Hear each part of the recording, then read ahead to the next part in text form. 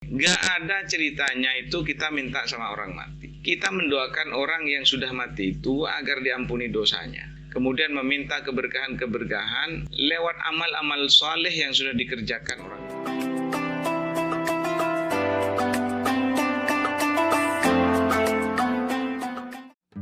Assalamualaikum warahmatullahi wabarakatuh. Hai teman-teman, alhamdulillah kita dapat bertemu kembali dalam program Mengaji Kitab, tentunya bersama Kiai Imam Sutaji selaku Ketua Lembaga Dakwah PCNU Sumeneb, dan dengan sumber yang sama yakni Kitab Hujjatu Ahli Sunnah wal Jamaah.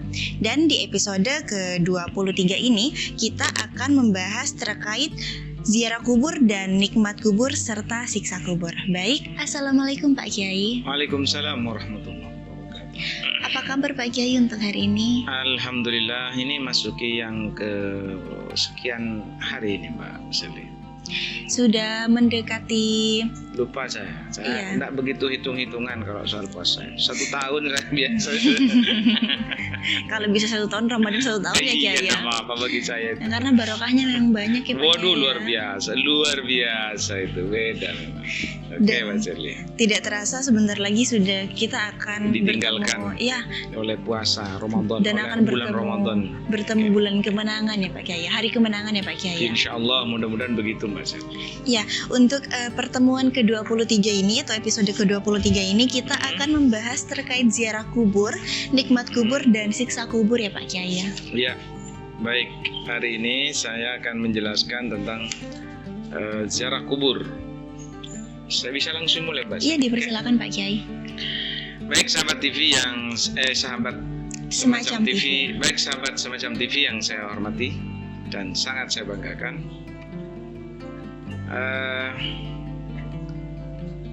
Pada persoalan kali ini adalah apakah boleh hal tajuzu ziaratul kubur? Apakah boleh ziarah kubur?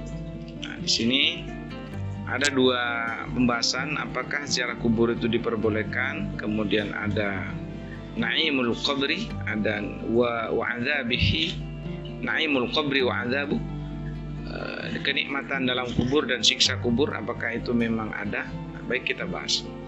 Pertama Mbak Sherly, ziaratul kubur tujizuha madzhabul muslimin kulluha wa tashrahu lizair adaba. Jadi berziarah kubur itu sebenarnya semua mazhab orang muslim itu membolehkan. Tidak ada yang tidak boleh.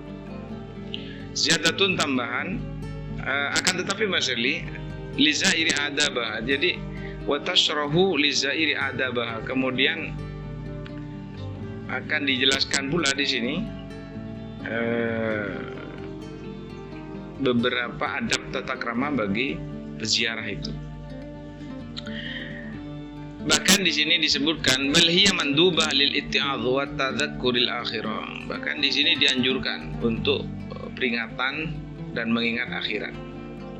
Fatakunu bi ru'yatil kubur min ghairi ma'rifati sahibiha aw li nahwi du'ain fatusannu likulli muslimin aulit tabarruki fatusannu likulli muslimin aulit tabarruki fatusannu li ahlil khair li'anna lahum fi barazihim tasarrufatin wa barakatin la yuhsa madaduha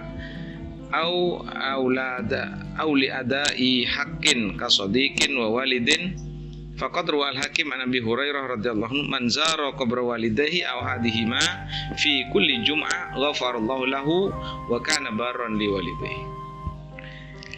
Jadi begini Mbak Sherly, ini maka dengan melihat kuburan yang kita tidak tahu siapa penduduk kubur itu, atau kita bisa mendoakan, maka itu disunahkan bagi orang muslim atau mengambil tabarruk bagi orang-orang yang memang soleh. Karena mereka ini dalam kubur ada beberapa tasarrufatin, ada beberapa tindakan atau semacam perbuatan yang itu dijadikan sebuah keistimewaan bagi ahli kubur oleh Allah, dan mereka ini diberikan keberkahan oleh Allah Subhanahu wa taala, la yuhsa madadha, yang tidak bisa dihitung. Kemudian la yuhsa madadha aw li ada'i haqqin, atau untuk menunaikan hak-hak seperti kasedikin, seperti teman, kemudian orang tua. Itu sebenarnya sangat erat hubungannya Mbak Sherly. Nah, yang jelas begini, Ada hadis yang mengunggulkan bahasa di Nabi Hurairah radhiyallahu man zara qabra walidayhi aw ahadihima. Barang siapa yang menziarahi kuburan kedua orang tuanya atau salah satu dari keduanya, fi kulli Jumatin, setiap Jumat.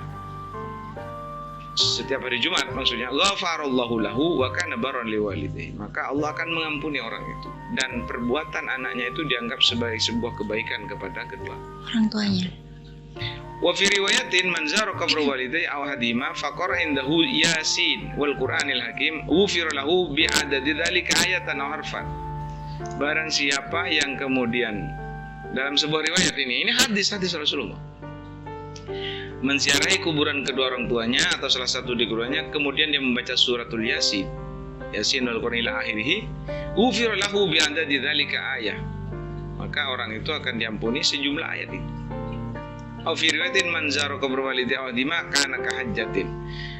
Bahkan dalam riwayat lain Mbak Shirley, orang yang menziarahi kuburan kedua orang tuanya itu atau salah satu dari keduanya, maka dia seperti melakukan haji. Jadi Mbak Shirley, tapi Mbak Shirley orang tua kan masih ada lengkap. Masih ada semua. Iya. Oke. Itu kalau itu meninggal, nanti kedua orang tua kita meninggal, kemudian kita berziarah ke sana, ini dianggap sebagai sebuah kebaikan dan insya Allah kita dianggap haji. Nah, kan Pak Kiai tadi menyampaikan nih bahwasanya dianjurkan di hari Jumat ya Pak Kiai ya. Nah, kan kebanyakan kalau misalnya di sekitar kita nih di daerah Sumeneb umumnya melakukan di malam Jumat. Di Kamis sore lah. Ya, apakah Jumat itu malam siangnya enggak masalah. Di sini tidak disebut bukan yaumah, kullu Jum'ah. Yang memasuki waktu Jumat mungkin. Iya, malam Jumatnya, hari Jumatnya gitu loh maksudnya. Gitu maksudnya. Ya, dan berarti kan kalau menurut Pak Kiai sendiri nih kan ada nih pendapat di luaran bahwasanya ziarah kubur ini tidak diperbolehkan. Kenapa tidak diperbolehkan? Karena kadang-kadang nih beberapa orang berpendapat bahwasanya ziarah kubur itu sama aja berdoa kepada orang mati. Meminta kepada orang mati. Iya. Oke, itu nanti ada babnya secara khusus di tawassul, Pak. Iya. Tapi khusus ziarah kubur saya jelaskan sekali lagi. Nggak ada ceritanya itu kita minta sama orang mati. Kita mendoakan orang yang sudah mati itu agar diampuni dosanya. Kemudian meminta keberkahan lewat apa? Lewat amal-amal soleh yang sudah dikerjakan orang itu. Dan itu disebut tawassul. Nanti kita ada segmen khusus nanti saya jelaskan. Di episode selanjutnya Pak Kiai ya. Insya Allah. Nah, Mas Erli, orang begitu gampangnya mengatakan ziarah kubur itu adalah bid'ah, sesat, bahkan itu syirik, perbuatan syirik, pelakunya disebut musyrik. Menurut saya, bukan hanya menurut saya, kalau kemudian tuduhan itu tidak terbukti, itu akan kembali kepada dirinya. Ziarah kubur itu sampai hari ini kan hanya sebatas kita pergi ke sana, tadzakuril akhirah, kemudian zikrul maut, mengingat mati, bahwa kita juga kan seperti ini juga.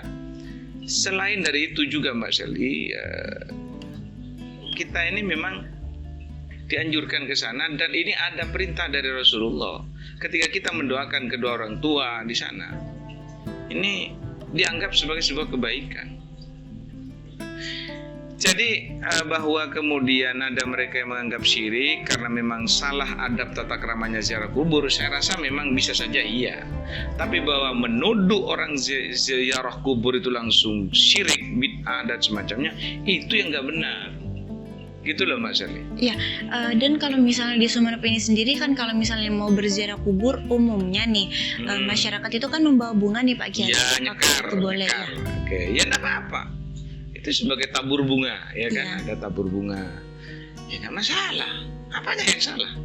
Kadang kan ya kembali lagi kadang beberapa masyarakat tuh berpendapat bahwasanya kita itu samalah dengan agama Hindu atau kita sama dengan agama Buddha. Oh ya enggak sama. Jangan disama-samakan lah. Ada perbuatan memang kelihatannya sama, tapi hukumnya berbeda. Esensinya juga berbeda. Berbeda, jangan langsung disamakan. Enggak begitu. Orang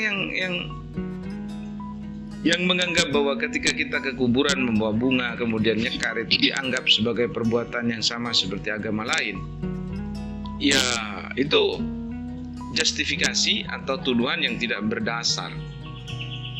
Dan itu harus dipertanggungjawabkan loh. Padahal esensinya saja berbeda ya Pak Kiai. Esensinya berbeda. Makanya kan sudah saya katakan kemarin, satu perbuatan dilakukan oleh orang yang berbeda akan menghasilkan yang berbeda. Seperti saya contohkan kemarin, Mbak Sherly ke masjid, saya juga ke masjid.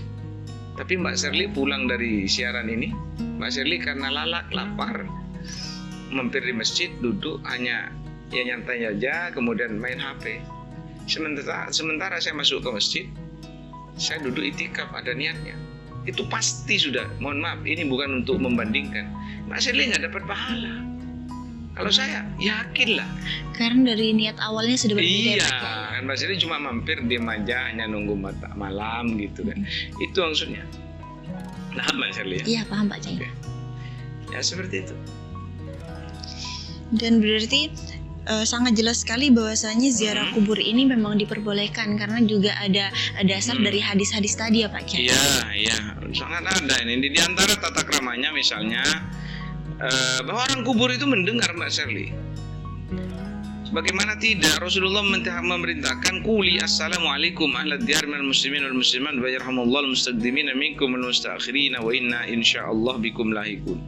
Ini hadis yang memang sudah jelas mutawatir, dan Rasulullah memerintahkan kita kalau kita ke makam, ke makbaroh, ke kuburan itu kita dianjurkan untuk panggil salam.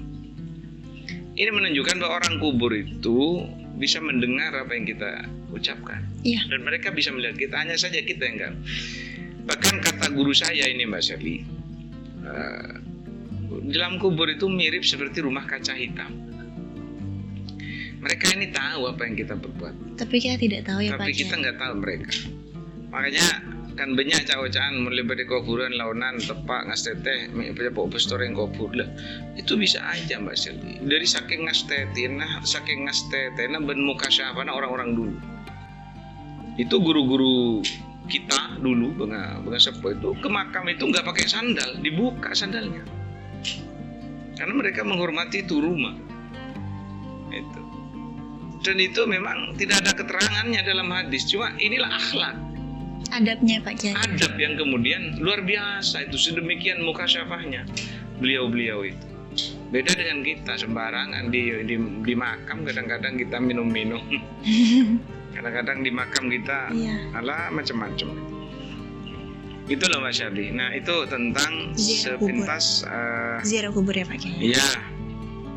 Yang ini diperbolehkan. Kemudian selain dari itu Mbak Sherly, mempercepat waktu aja, tentang naimul qabr wa adzabe. Jadi apakah dalam kubur itu ada nikmat kubur atau ada siksa kubur? Mereka menganggap angkar adzabal qabri wa naimahu unasun yantasibuna ilal Islam wa qad barhanu bi inkarihim ala jahlin fahishin bidinihim. Sebagian kelompok manusia ini mereka mendustakan, mengingkari ada nikmat dan siksa kubur. Mereka menganggap dalam Islam itu tidak ada. Dan mereka berdalil atas keingkaran mereka ini atas dalil kebodohan dan kejahatan atas agama. Fa innal kitaba was sunnah natiqani bima yakunu fil qabri min na'imin wa adzabin. La yajrahu ala inkari muslimun wa ilikal bayan. Qala rabbuna azza wa jalla an-naru yu'raduna 'alaiha wuduwa wa 'ashiyya. Ini wa yauma taqumus sa'atu adkhilu ala fir'aun ashadd al'adzab. Afhamatna hadhihi al-ayah anna fir'aun wa qaumahu yu'raduna 'alaiha ghuduwa wa 'ashiyya. Jadi dalam ayat ini dijelaskan bahwa dalam kubur itu ada Fir'aun saja ini ditambahkan. Pagi sore itu ditambahkan. Luar biasa itu. Kemudian Mbak Sherly, wa hadzal 'ardu la yakhlu imma yakuna fid dunya aw fil qabri aw fil akhir. Amma fid dunya falam yakun dzalika qatan. Wa amma fil akhir fal ayatu taqul bi saraha tubayyinu halahum hunak. Wa yauma taqumus sa'atu adkhilu ala fir'aun ashaddal 'adzab. Jadi jelas sekali bahwa di dalam kubur itu Mbak Sherly, Al-Quran sudah menyatakan bahwa nikmat kubur, siksa kubur itu betul ada. Begitu. Ayatnya ini jelas. Misalnya an-naru yu'raduna 'alaiha ghuduwa wa 'ashiyya. Luar biasa. Sherly pernah melihat beberapa postingan ataupun video nih Pak Kiai di sosial media itu di sana memberikan gambaran bahwasanya ada fenomena-fenomena tertentu Pak Kiai, mungkin ketika Sherly itu lewat, itu terdengar suara-suara teriakan dari dalam kubur. Apakah itu memang benar adanya ya Pak Kiai? Itu gimana tuh Pak? Jadi kayak waktu itu Sherly pernah melihat video. Itu orang lewat di sebuah kuburan ya Pak Kiai. Dan kuburan itu masih baru dan itu terdengar suara teriakan bahwasanya memang dalam kesaksiannya dan dari ustadz setempat katanya itu ada siksa kubur, katanya seperti itu Pak Kiai. Ya, cerita itu kita serahkan saja, wallahu a'lam bishawab. Tetapi itu juga mungkin saja terjadi, tetapi ini karena konteksnya itu konteks di YouTube Mbak ya. Mbak Sherly melihatnya di YouTube. Jadi bisa saja itu hanya konten aja dalam rangka menarik viewer dan subscriber lebih banyak gitu loh. Karena memang itu menegangkan. Nah, ini Mbak Sherly. Ini selagi dalil yang mengokohkan bahwa siksa kubur itu ada. Anna Rasulullah SAW kharaja ba'da magharabati syamsu fasami'a sautan. Suatu saat Rasulullah ketika matahari sudah hampir mau tenggelam itu,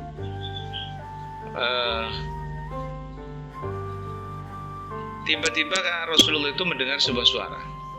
Faqala yahudu tu'adzabu fi qabriha wa ru'a an-nasi wa muslim annahu sallallahu alaihi wasallam qala laula an tadafanu la da'autu Allah ayyusmi'akum adzabal qabri.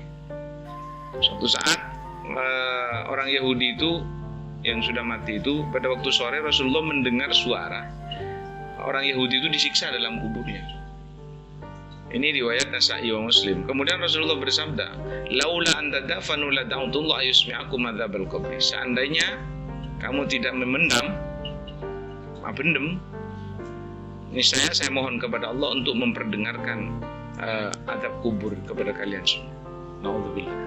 Umun pakai dingsir seksana orang kubur Mbak Sherly. Itu pasti semua orang berlomba-lomba buat bertaubat ya. Bertaubat seperti Mbak Sherly pasti mau bertaubat itu. Pasti Mbak Sherly. Pasti. Iya. Dan ya ini Pak Kiai. Jadi kalau misalnya berbicara terkait siksa kubur nih, juga teman-teman kadang itu berpikiran bahwasanya apa sih?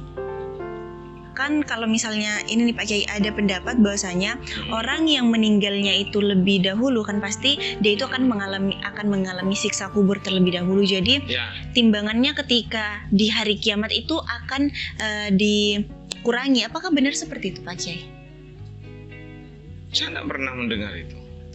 Sherly kemarin pernah sempat. Itu dapat dari mana keterangannya?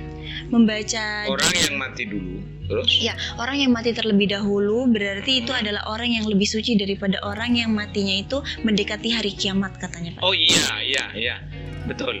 Saya begini. Ya, tapi keterangan ini juga nggak pas. Apa maksudnya? Begini, apa yang terjadi di masa lampau itu? Karena memang ada sabda Rasulullah zaman ini ke depan ini.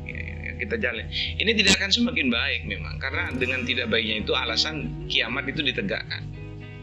Khairul qurun qarni kan itu sampai benar Rasulullah seperti itu. Itu bisa juga memang.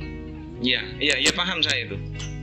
Berarti otomatis memang benar adanya seperti itu Pak Kiai. Iya, makanya kita memang meminta kepada Allah, kita ini umat Nabi Muhammad betul dan diakui oleh umatnya Nabi Muhammad.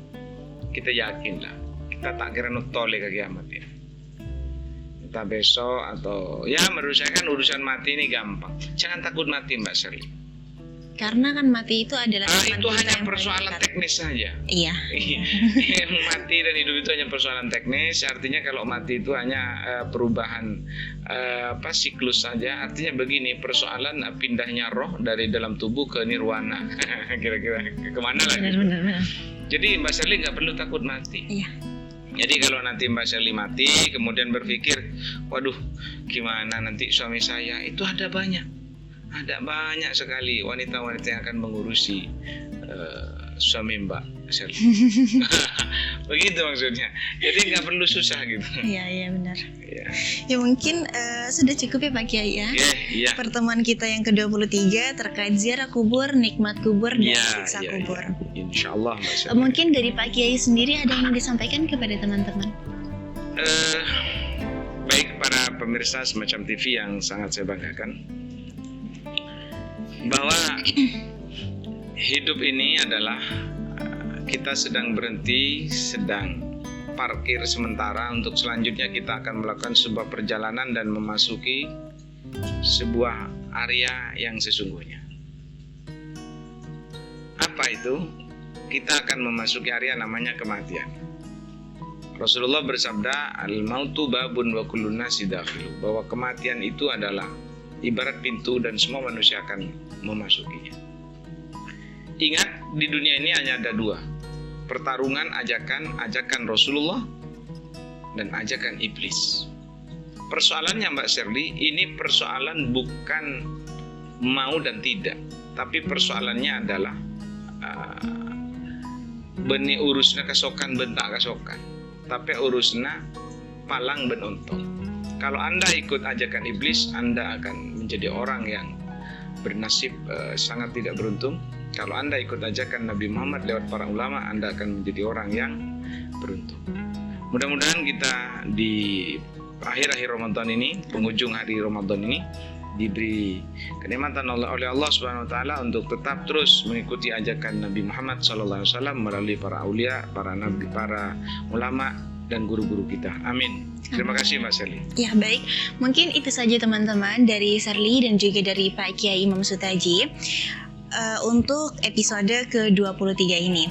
Buat kalian yang masih bingung terkait ziarah kubur ataupun terkait hukum-hukum ziarah kubur yang seperti pendapat kalian itu seperti apa, kalian bisa sampaikan di kolom komentar di bawah ini ya.